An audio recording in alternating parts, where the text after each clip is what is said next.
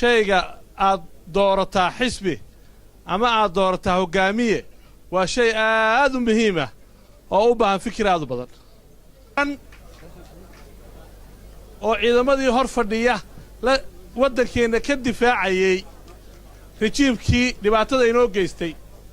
oo xongogay oo naftiisa ina siiyey war yaa naftiisa nacab maanta waxay leeyihiin nimanka guuray ee kulmiye ka guuray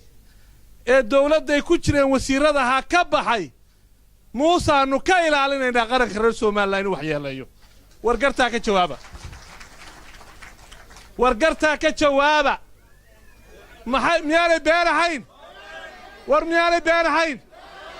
miyaanay beenahayn isagoo yar oo caafimaada oo dhalinyaro ah ayuu naftiina ina siiyey maanta gacantuu inaga rabaa innaga far buu inaga rabaa innaga waxa weeye war heedhe in lagu mashquulo muuse maahan in rag dhan oo ambaashadoor isu taga inay isku beddelaan inay muuse ka wada sheekeeyaan maahan kulmiye waddadaa ceergaabuu dhisay kulmiye ciidamadii buu siiyey darajadii kulmiye biyogelin buu sameeyey kulmiye wasaaradii buu dhisay kulmiye waxbarashadii buu bilaash ka dhigay hanaqaad siyaasadeed oo cusuboo muuse hogaaminayna wuu wadaa war kaa beeni haddaad beeni karaysa kaa beeni ha ku mashquulin shakhsiga waxaynu nahay dad muslah almuslimu man salama muslimuuna bilisaanihi wa yadi qofka muslimkaa waa inay dadka ka nabad galaan gacantiisa iyo afkiisa anigu shakhsi iyagaa ka mid hadli maayo hebelna odhan maayo laakiin xitaa waxay gaareen wejigiisa iyo shakhsiyaddiisa inay ka sheekeeyaan which is haram which is absolutely unacceptable marka waxaan leeyahay war maanta muxuu yidhi bismillaahi raxmaani raxiim assalaamu calaykum waraxmatullah aad iyo aad baan u faraxsanahay maanta in Cardiff iyo Bristol ay halkan ku wada dhan yihiin oo aynu soo dhaweyno wafdiga aan kana mid ahay haddana waan ku soo dhaweynayo halka kan maadaama in badan ma garasha ku noolaa mandaqadan waad iyo aad baan aniga ii tahay farxad wanaagsan iyo guul wanaagsan waxaan xusuustaa sanadkii 2014 mar shir ka dhacay xisbigii kulmiye oo gudoomiyaha lagu dooranayay intii ka horeysay magaalada Bristol sida u cadhaysnayd aad baan xusuustaa waxaan xusuustaa xilliga irag badan ee la soo hadlay inaan idhi waar maanta waxa ku abshirtaan go'aanka ka soo baxay ee gudoomiyenimada Muuse Biixi madaxweynuhu uu halkaasi khadka mari doono aad baan u muranay iyagu ma arkaynin laakiin aniga maalintaasi laga bilaabo waa ii cadeed madaxweynuhu cidda uu u dhiibayo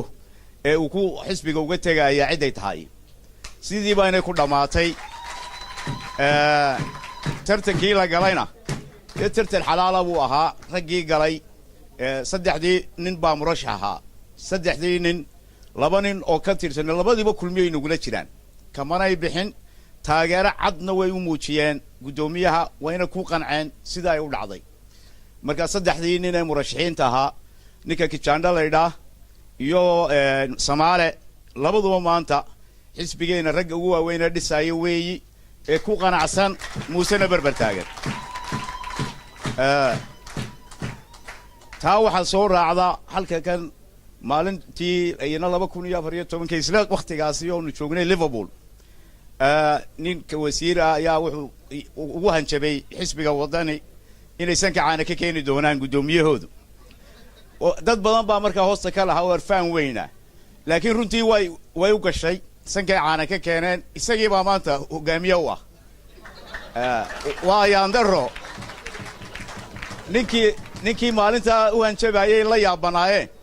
inuu ku guuleystay waa ku hambalyeynaya wasiirka waan ku hambalyeynaya inuu ku guuleystay laakiin waxaan ka tacsideynaya xisbigii dhamaa ee 4 sano jiray dadkii u soo halgamay xisbiga dhisay in ninkii lahaa sankeedu caana ka keenay dhamaantood uu ka awood batay xisbigana waa tacsideynaya aad baan uga xumahay in xisbinimadoodii ay taa ku dambayso waxa intaas iyana jirta wasiirada weyn ognahay oo wasiirada madaxweynaha magacaabo ma aha wasiiro parliamentarian oo sida nidaamka waddankan aynu joogno niman siyaasiyiin ahoo soo gubtay oo soo halgamay oo dadweyne doortay ma aha wasiiradu waa nin uun ku jooga awoodda iyo qalinka iyo weedha madaxweynaha xisbiga wadani wuxuu soo saaray wax la yidhahdo guddoomiye iyo hogaamiye waa waxaan dastuurka ku jirin law number 20 iyo xeerka xisbiyadana aan ku jirin waa waxaan la yidhahdo waraabowtaaga waxa weeyaan markaa taytalo waraabowtaaga ayaa meesha lagu bixiyey ciddii cod laga heliyana waa nasiibkeeda waxaan ku noqonayaa hadalkayga xisbiga kulmiya 2010kii ballanqaadyo ayuu sameeyey ku galay doorashada ballanqaadyadii 85% way hirgaleen waxa hirgeliyay madaxweyne Siilaanyo 15 kaalena waxa uu yaalaan hirgelinaya gudoomiye Muuse madaxweyne Siilaanyo wuxuu ka shaqeynayay danta guud ee ummadda muddo ku siman 50 sanadood ama ka badanba waxa uu gartay intaa kolku soo dhameeyay ninku dalka ku aamini karaya inuu yahay mujaahid Muuse Biix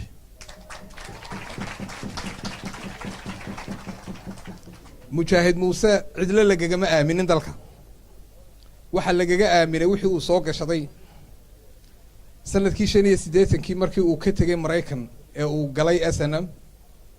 wuxuu ahaa ninkii ugu horeeyay ee ku guuleystay inuu aaga galbeed ciidan ka dhiso ويعويسك بريستول كلمية وحزب العفو والعدل والعدالة إمي كانوا وحنو يريا وزيرك حنانة حولها جمهورية الديمقراطية الصومالي لان عبد الله داهر عكوسة فليتفضل فرنا وها وزيرك وزارة ورفافين تقرنك الصومالي لان كسور دو عكوسة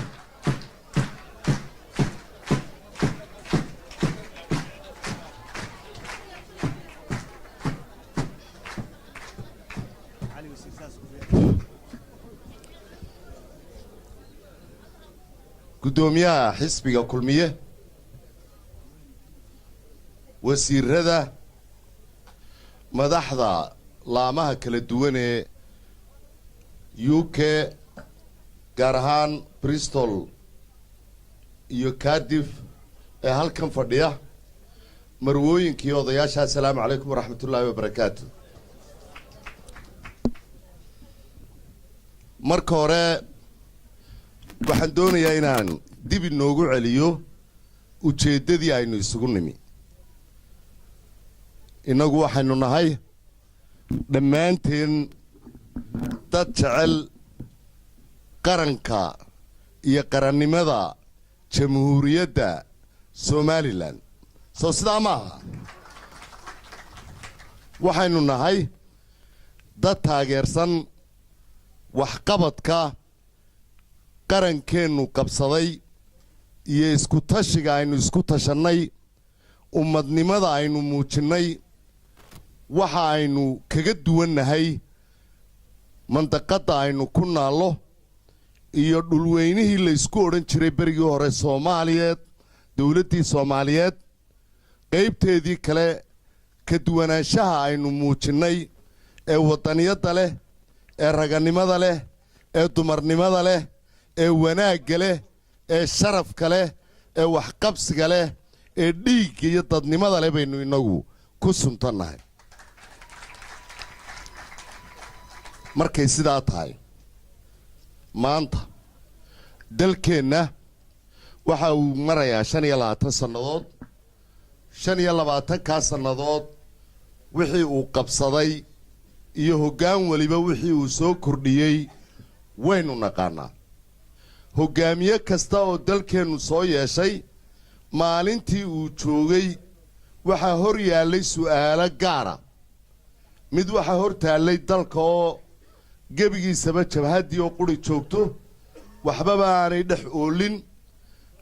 jabhaddaasi in iyada la kala ilaaliyo iyo in shacbiga jamhuuriyadda wada leh la kala ilaaliyo oonay kala aargoosan waxaa hor taallay in lagu dhawaaqo oo shirar la abaabulo oo berbera lagu qabto oo burco lagu qabto oo lagu dhawaaqo jamhuuriyadda Somaliland mid kale waxaa hor taallay inuu dadkii qoryihii ka ururiyo inuu xafiisyadii furo inuu dawladeeyo inuu distoor sameeyo in lacag la sameeyo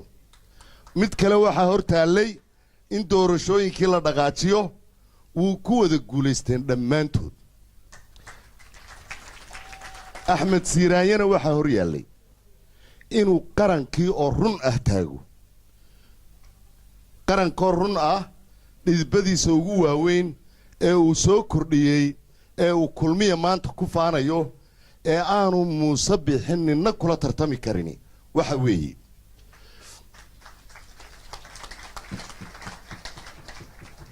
maalintii dalka xukunka uu qabtay xisbiga kulmiye lacagta somaliland waxay ka socotay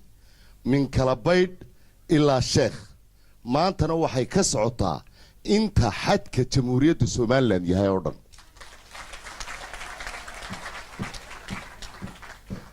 maalintii xukunka uu qabtay kulmiye ninka taliyaha ugu ahee ciidamada ugu sarreeya ka bilayska ka ayjeesha ka milatariga ka asluubta ka immigrationka ka nabad sugidda taliyaha iyo askariga ilaaliya isagu isku darajay ahaayeen ka isaga bodyguardka u ah iyo ka la ilaalinayaa isku darajay ahaayeen midkoodna alif muu lahayn midkoodna muu garanaynin hadduu dallaco halka uu gaadhayo maanta dalkeennu wuxuu leeyahay intaasoo janan ciidankeennu wuu kala sarreeyaa askarigu wuxuu garanayaa inuu alif la noqon doono laba alif la noqon doono xidig la noqon doono janan gaadhi doono wuu garanayaa mustaqbalkii wakaas waa loo sameeyey waddaa la sameeyey dalkeenna xafiisyadii isuduwayaashii dowladdii maxamed siyaad barre ay fadhihi jireen ayay wasiiradu fadhihi jireen siraaye kahor xafiisyadaasi shashan bay ahayn le isuduwaa fadhihi jireen wasiiruun baynu fadhiisinay qudheennu waynu qalbi adkayn muddaynu lahayn wasaaraddii hebla ninkii muddo dalka ka maqnaayee soo noqdaana wuxuunbuu yidhahdaa oo halkuu isuduwihii fadhihi jiray maanta alxamdu lilaahi rabbilcaalamiin dhammaan wasaaraduhu waxay ku jiraan xarumo u qalma magaca wasaaradda oo min 2 dabaqa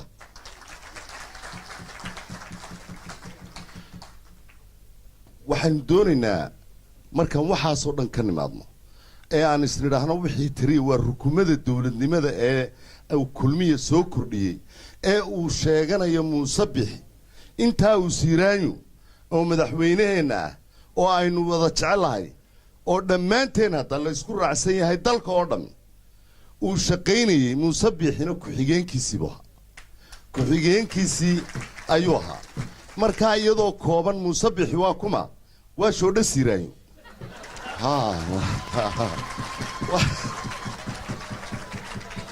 wax badanba xiiqi mayno kanuu soo ahaa muuse bixi waa kuma waa shoodha siiraanyo sidaa qoladeenna reer galbeedna loo sheegi maayo qolada reer barina waan xasuusinaynaa oo axmed silaanyo aasaasay kulmiye oo noqday xisbi adag kulmiye oo wax badan qabtay ayuu ku soo beegnay oo musharax u yahay marka waxaa hadalka aan soo koobe wuxuun baan u soo kacay inaan isaga ku soo dhaweeyo musharaxe madaxweyne silaanyo halkan waxaan malanaya ma ibraahim buu ahaa kii ku sheegayay mandela mustafa xaash okay mandela markuu yahay silaanyo xisbigiina waxaan rabnaa inuu noqdo la mid noqdo ANC oo aynu dhammaanteenba u kacno waxaa lagu jiraa political season ma aha inaynu kuba mashquulno dhinaca kale waxa xisbiyada kale leeyihiin inta badan marka waqtidan lagu jiro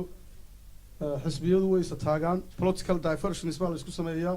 adoo waddo toosan ku jiraa la doonayaa in lagaa khaldo dhinac kale lagu duwo innagu waxbaynu wadnaa dhismaynu wadnaa horumar baynu wadnaa kaasaynu rabnaa inaynu kusii jirno kaasaa la rabaa in hadafkeenu noqdo waddadaasaa la rabaa inaynaan ka leexan wixii ayagu dadka u sheegayaan ha u sheegaan laakiin innagu waxaan rabnaa in 10 sano kaloo kulmiyaa dalka kusii jiro haddii alla ka dhigo oo wax kalena maaha de waxa aad aragteen xisbiga qabtay haddii fursad kale loogu sii darana wax weyn buu sii qabanaya ka fikira oo u fikira dadka innagu kulmiyeenu oo isbaraarujin mayno laakiin waxaa idin yaalla hawl adag iminka sida xisbigu usoo bixi lahaa sida xisbigu usoo u guulaysan lahaa dhinac walba waa laydinka rabaa inaad kacdaan waxaa igu maqaalo oo dee aan ogahay waktigii madaxweyne siilaanya ku guulaysanayay in aydaan u kala hadhin dhowr bilood baa inoo hadhay ha fadhiisanina dhinac walba dadka hawsha ugu weynina waxa weeye taa la sheegay ee ah inaad cod ka abaabushaan dalkii waa ta ugu weyn qof walowba mid kastoo idinka midii ha la hadlo faamiligiisi ha diyaariyo cod aad iyo aad baan idiin salaamayaa iyaan lagu mashquulin xisbi kale oo aan waxna soo qaban sidaa uu sheegay cabdillaahina kelmadda qaban waxaasaan yeeli doonaa waxay la mid tahay un baciidkaan dili doono ma gubadkaan gubi doono goodirka daaqi doono ee aan dili doono haraggiisa iyo subig iyo halkan marayna